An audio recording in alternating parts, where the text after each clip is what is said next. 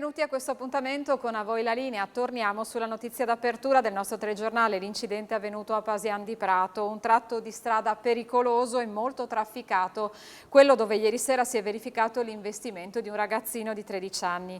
L'appello del sindaco di Pasian di Prato, Andrea Pozzo: serve una viabilità alternativa. Grave incidente stradale alle 19:30 di ieri sera, la sera di Ferragosto. Vedete, un ragazzino di 13 anni di Campoformio è stato investito all'altezza di queste strisce pedonali. Siamo a Pasian di Prato, a intersezione tra via Campoformio, alias la Pontebana, e via Nuova.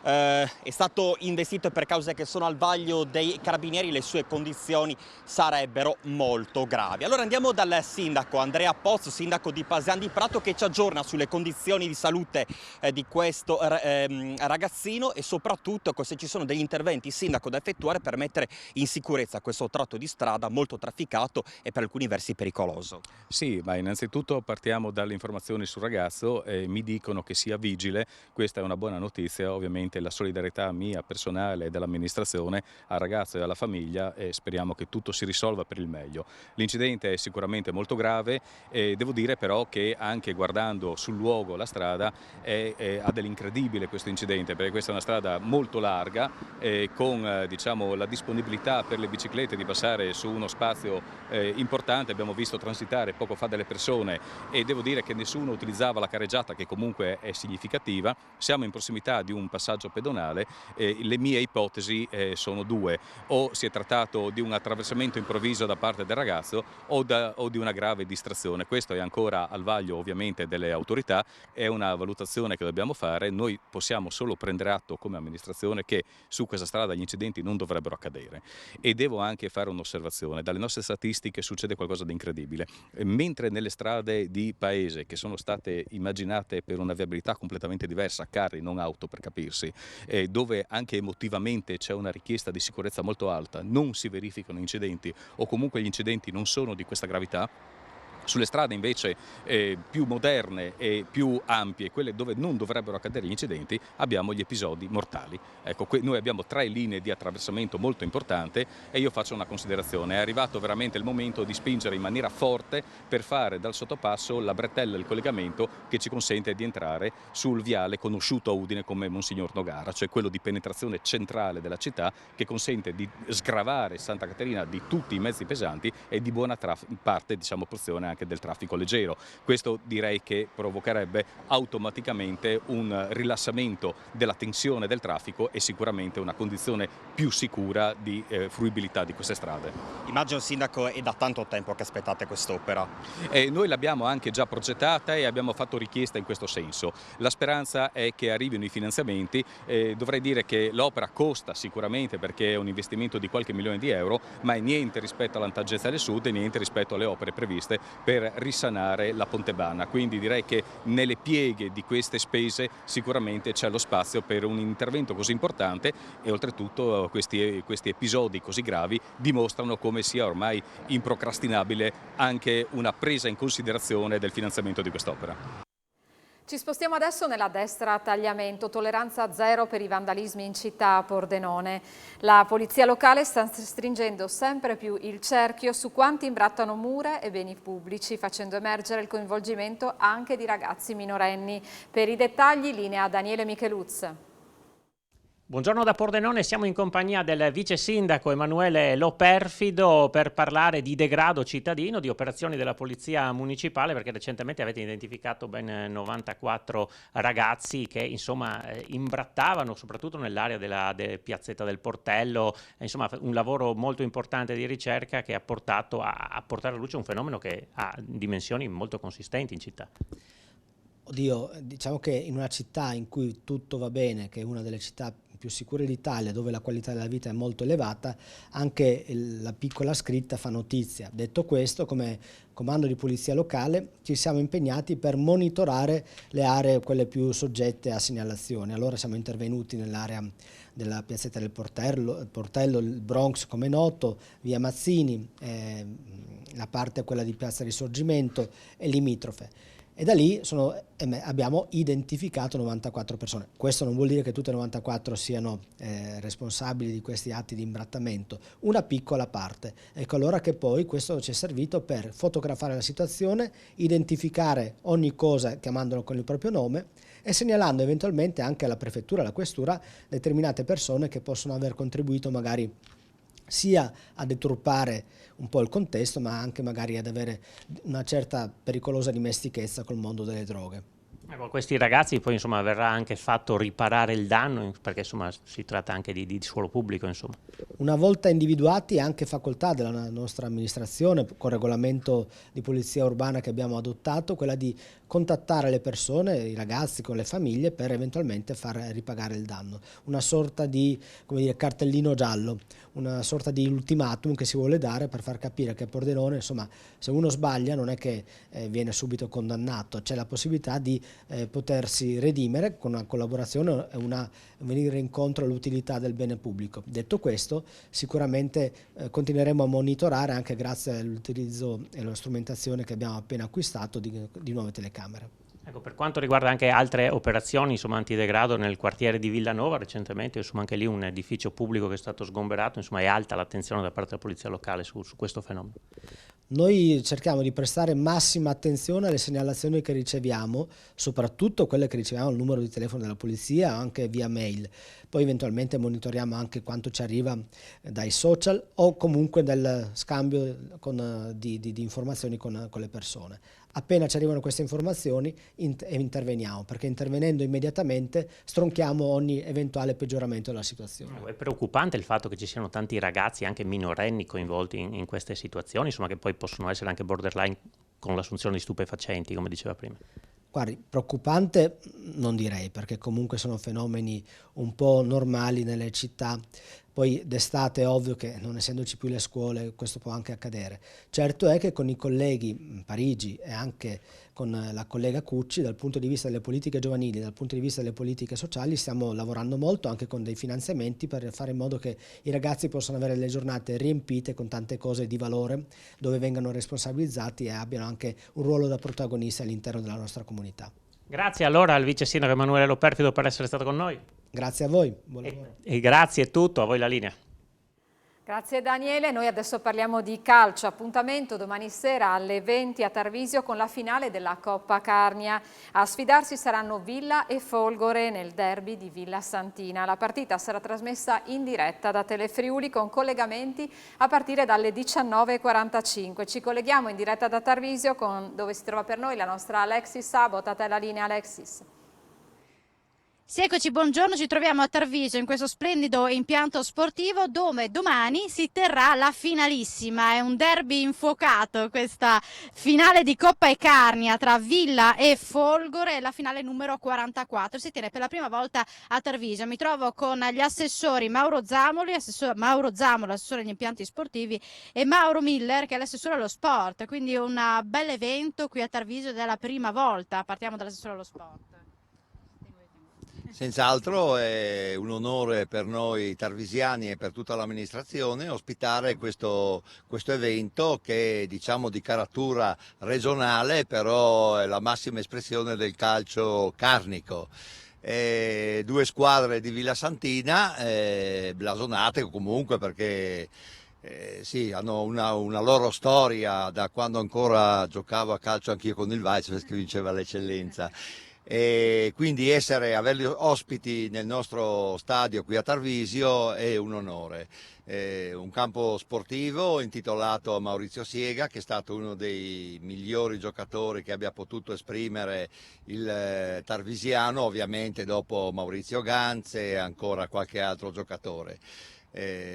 Io direi di lasciare la parola al collega Mauro Zamolo per quanto riguarda l'impiantistica, che comunque verrà rinnovata nelle sue parti, perché vogliamo sempre offrire anche alle altre, non solo a manifestazioni ma anche a ritiri, come per esempio quest'anno abbiamo avuto il Pordenone che purtroppo è sceso dalla B in Serie C. Abbiamo avuto un amichevole di lusso con il Foggia che milita sempre in Serie C e quindi ci teniamo ad avere squadre di un certo calibro che danno sempre lustro alla nostra località. E vi ricordiamo che domani trasmetteremo in diretta su Telefilm a partire dalle 20 proprio questa finalissima, e questo impianto è davvero fatto molto bene, sia l'erba sia anche gli spalti, il bar, insomma è ben fornito. Ben arrivati a Tarviso, insomma, fa sempre piacere ospitarvi, insomma, nella nostra località. Beh, diciamo che qui abbiamo anche poi il presidente, no, dell'ES di Tarviso, ai quali faccio subito i ringraziamenti perché è una società molto, molto ben affiatata che gestisce molto bene il campo. Noi come amministrazione pubblica abbiamo cercato nel corso degli anni chiaramente di apportare con degli investimenti delle migliorie ovviamente per offrire un servizio migliore, a cominciare proprio dalla società che annoverano tra le loro file veramente decine e decine di bambini, e quindi chiaramente è una risorsa molto importante perché chiaramente insomma quando si coinvolgono i bambini nello sport è la cosa più importante soprattutto per la società ma anche per noi amministratori. Abbiamo fatto diversi investimenti proprio anche sulla base dei suggerimenti che abbiamo ricevuto dal Presidente ma anche chiaramente dal suo staff. Abbiamo di recente fatto il rimpianto di illuminazione proprio perché comunque insomma era necessario farlo dopo diversi anni. Come diceva il mio collega assessore Mauro, è da diversi anni che noi ospitiamo qua a Tarviso le squadre sia di Serie A che di Serie B. Abbiamo avuto la SPAL di recente con il mister Semplici, dove la SPAL insomma aveva fatto delle belle cose nel campionato di Serie A, e poi anche appunto le squadre di Serie B, ma non solo, anche la squadra femminile del Milan, dove c'è appunto allenatore Maurizio Ganz che appunto non si dimentica di noi quando può, chiaramente viene col suo Maurizio Ganz Camp, ma anche con appunto la squadra femminile. Mi permetto di dire una cosa, si parlava proprio adesso con il Presidente degli interventi che andremo a fare auspicabilmente già il prossimo anno, stiamo già trovando i fondi per poter fare gli interventi. Si tratterà ovviamente della sostituzione, quindi del rinnovamento totale della pista di atletica, ma poi chiaramente tutta una serie di accorgimenti che servono proprio per agevolare il loro lavoro e soprattutto quindi per offrire a chi viene, soprattutto domani, che auspichiamo che vengano veramente tantissimi tifosi di calcio a vedere la finale, e offrire chiaramente sempre un servizio migliore. Assolutamente, è una battuta la farei anche con il Presidente Michelotti, proprio perché domani sarà una sfida sentita, no? Nel campionato carnico, tra l'altro ci sono due squadre dello stesso comune, quindi è la prima volta che capita. Sì, è la prima volta che capita il derby in finale nella Coppa Carnia, ed è la prima volta che Tarvisio ospita la finale di Coppa Carnia, che è l'evento più importante del nostro campionato. Siamo emozionati, siamo a lavorare per poter mettere a posto un po' tutte le cose, per presentare domani l'impianto nel miglior modo possibile.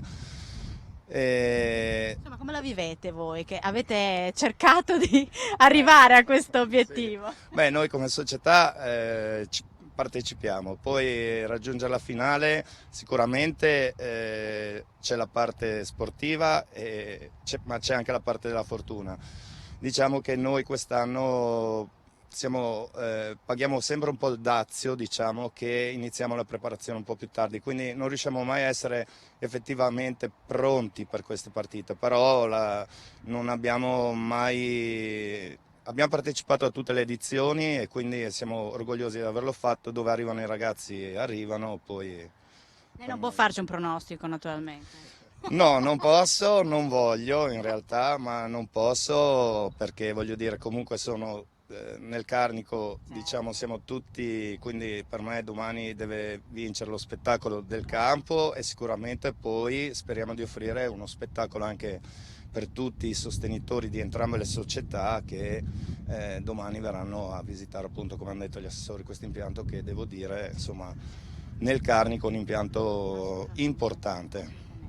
Io la ringrazio, diamo qualche indicazione in più per quanto riguarda la finale di domani. Il Villa è la quinta finale, la Folgore invece era la sua seconda esperienza, ma che vinca il migliore. Domani saremo qui in diretta a partire dalle 19:45. Vi restituisco la linea. Grazie Alexis, e questa sera allo Scrigno rivivremo le emozioni per la festa del 100° compleanno di Vittoria Apollonio a Plaino di Pagnacco. Per l'occasione la maestra Vittoria è tornata in cattedra, così come i suoi ex alunni sono tornati sui banchi. Eccovi un assaggio di quanto vedremo stasera alle 21.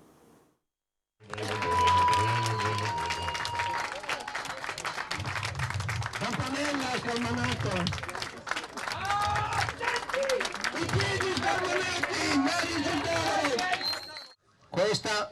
una classe, la prima B del 1972 e 67. Signora maestra, faccia l'appello.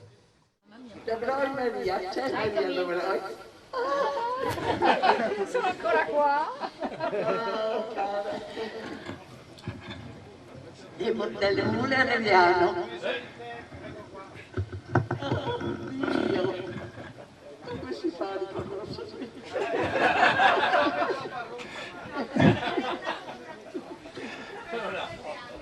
De Carli Stefano. Presente? Tu volevi studiare l'astronauta, volevi? Devo ancora scendere. Di Gilli Vittorio. Assente, ingiustificato. All'amano Massimo.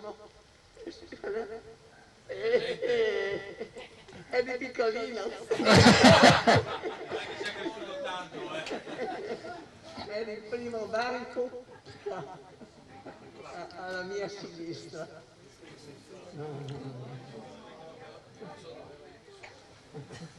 Fiaschi Antonella. Oh, vieni qua.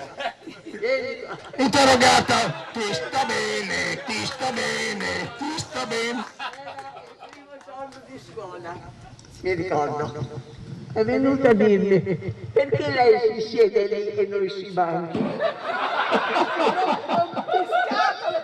Ma ho detto guarda, io faccio cambio volentieri, tu ti siedi qua, io vado a sedere. E sono andata, lei si è seduta e mi fa, adesso cosa faccio? E insegno, ho detto, sei l'insegnante. Allora vado al mio posto.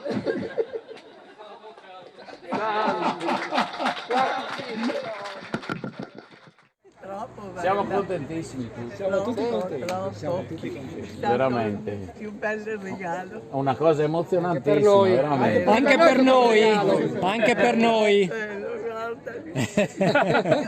Ricordo così. Pensi cosa è riuscito a fare, che è arrivato vicino a tutti quanti dopo tanti anni. Che bello. È una bella soddisfazione. Vedere che si ricordano della maestra. Mancherebbe altro. Un bel ricordo, è una soddisfazione. Un bel ricordo. Però lei lasciava essere birichini al punto giusto, perché se uno non è birichino non cresce. Un minimo bisogna esserlo, sapere, conoscere le regole, bisogna conoscere le regole però, lei ce l'ha fatto e conoscere. Col terremoto noi abbiamo fatto lezione sotto gli alberi. È vero. È vero. Ci ha fatto lezione anche sotto l'albero col terremoto. Sì, è vero, andavamo lì. Non abbiamo mancato un giorno. Ne volevamo mancare. Non avete mancato. No, ma è stato un esempio per noi. Perché gli alberi erano troppo bassi per te, per quello, devi stare sotto. Avevamo un grande Signora clima, maestra, stavamo tutti. signora maestra, le devo dire una cosa che non le ho mai detto. La Elena Vitali mi picchiava.